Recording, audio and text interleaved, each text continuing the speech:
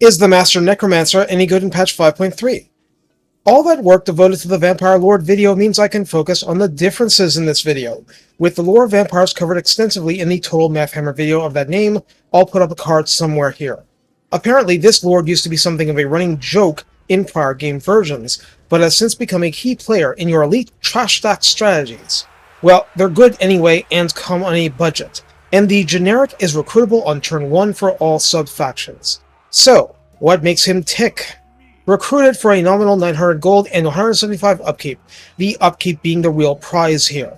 On foot, the Master Necromancer arrives on Ultra settings with 3,688 hit points. Just like the Necromancer hero, he too is considered undead, and that means the Hex work on him.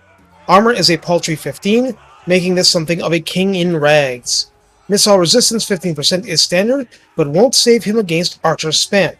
Being small helps. Leadership 66 sounds like a sinful number, but it's a lot less than the ET of the standard lord, so beware and be aware. Speed 34 and charge speed 41 are run-of-the-mill. Melee attack 30 is the miserable value we'd expect with attack interval 4, but splash target size of medium and max target damage of 8 are, like with the Necromancer hero, on the very high end of infantry lords. In practice, that means diluted damage. That's a max, animations are nowhere near guaranteed to actually hit that many anyway. Melee defense of 38 is a little better.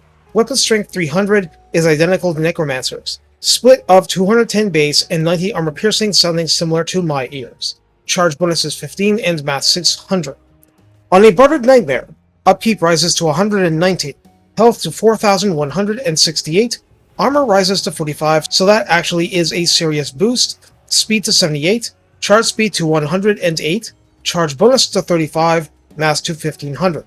That's a lot better, but none of the other stats being changed means they're still awful. Completely new to the lord, and yes, the generic turn 1 recruitable budget lord is the Hellsteed.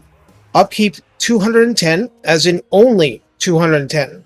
Health still 4,168, armor back down to 15, regular flying speed 105, charge speed 95, mass 1000, everything else the same, including the charge bonus, but he can fly!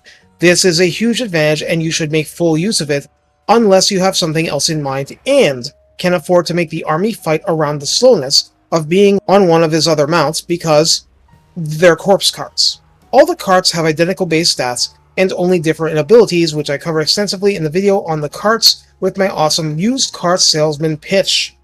What's important here is 5,708 health, 45 armor, 23 speed, melee attack and defense being 33 instead of their old defaults, charge bonus 12, mass 1000, and having weapon strength. That is still way better than the regular corpse card unit because it's the Necromancer's base stats.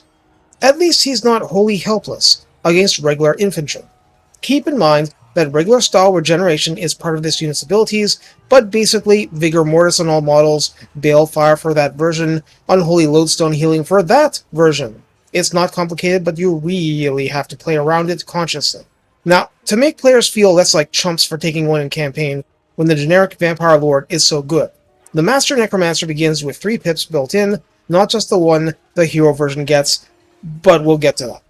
In the meantime, we have the standard blue line I covered in the Vampire Lord video, and of particular note would be Undying Horde, because the casualty replenishment and the Dead Rise Again aspects stand out as useful for Horde tactics.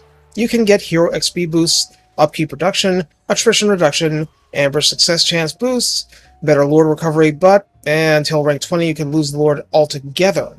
You can get Vampiric Corruption, Lightning Strike, better Province Growth, Siege attrition reduction, though that's iffy, and then Winds of Magic minimum jacked up, more upkeep reduction, and more campaign movement range, and of great use, minus 15% raised dead costs. This lord has access to all the redline skills which I cover unit by unit in my focus videos, so no dwelling here. I also cover the lore of vampires and its awesomeness, generally and for the faction it's part of, and you should see a card pop up now. For mounts, just to mention, Bartered Nightmare means waiting until rank 8, Hellsteed or Corpse Guard for rank 10, then Balefire at 13, Lodestone at 16. You also have access to Aura of Dark Majesty, Dark Pact, and Grave Ward just like the regular lords. Like the Necromancer hero, you start with 1 pip in Master of the Dead, and at rank 6 you can get the other pip. You go from being a passive heal bot to a passive heal bot with longer range and triple range for summons via Raise Dead, so you can place zombies to tangle that handgunner line trying to perforate your performance with particular punctuality. Yeah, have zombies eat a few, that'll teach. What's absolutely not like the Necromancer hero are these last two skills.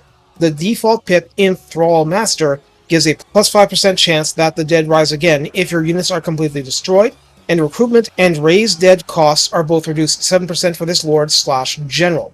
That's at rank 1. At rank 13, you can get the second pip and make that plus 10% that the dead rise again, and minus 15% normal recruitment and Raise Dead costs. I mentioned both because you get access to Raise Dead cost reduction a lot easier. The default pip in Lord of the Scourge raises the healing cap for the entire army by plus 15%, grants casualty replenishment plus 4% on top of any blue line boost or hero benefits, and upkeep minus 25% for zombies right out of the graveyard. Replenishment can get bad when you've entered unpleasant climate, and I've heard of a bug with replenished troops that means you won't get full benefit unless that particular hero is the last to level up or exits and returns to the army after certain stuff. I feel like I've seen that happen after auto-resolving fights quite a bit, actually. At rank 13, the second pip will raise that battle cap for plus 30% for the entire army, and that's on top of the text that raised it too. Casualty replenishment is plus 6% now. Upkeep is still minus 25% for zombies, but it's now minus 25% for skeleton warriors and spearmen too. So how do we use the Master Necromancer? Well, since even the Hellsteed version is 127 upkeep less than the Vampire Lord on a Hellsteed, this clearly is your budget option, and obviously is CA giving back a bit after taking away some of the biggest skeleton spam cheese of the last entry in the franchise. That's all well and good, but the battle healing cap boost applies to Crypt Horrors and Blood Knights just as well. Basically, this is your cost efficiency guru, at least for quickly raising armies one way or another, and that's exactly what you want out of him. You know he's going to get hosed in direct combat, so it's all about boosting the army and the awesomeness of the lore of vampires generally. I'm very serious about getting him in a Barded Nightmare or a Hellsteed unless he's a rank 20 lore, or you're very confident you can keep him going. Not being able to reposition is a big weakness in the middle of a fight. Skaven ambushed you? Too bad, you're not getting away. This is the bed you made, now you must die in it. Hopefully avoiding the worst cases, the Master Necromancer is the master of the blob tactic, and the combination of buffing the infantry he must rely on, healing passively and actively, and just being slippery and hard to finish off should help you out and enable your blob to gobble the opponent's blob up. That's going to vary a lot, of course, and an enemy spellcaster might just delete your blob. But you have a faction not bad at hunting mages. The best you can do is set things up and provide an easy time for units and heroes set up for the task to go and grab some skulls, for themselves rather than Khorne. Otherwise, the benefits of the Master Necromancer are strategic rather than tactical, but what's wrong with that? As long as you can win your battles in the end, it's all good, and if you can't, well, did you set up a 3,000 dead zombie battle site? I hear if you can't get it legitimately, you could just always, Wind of Death your own zombies too. You might lose your demoralized lord as well, but, sacrifices for the cause and all that. Anyway, I'd focus on keeping the lord alive, so he can help keep the rest alive too. But whenever you can get to it, don't forget that blue line, because just plus 50% battle cap for the lord himself is a big asset. Take care, and have fun cackling villainously as mere mortals break under the eternal tides.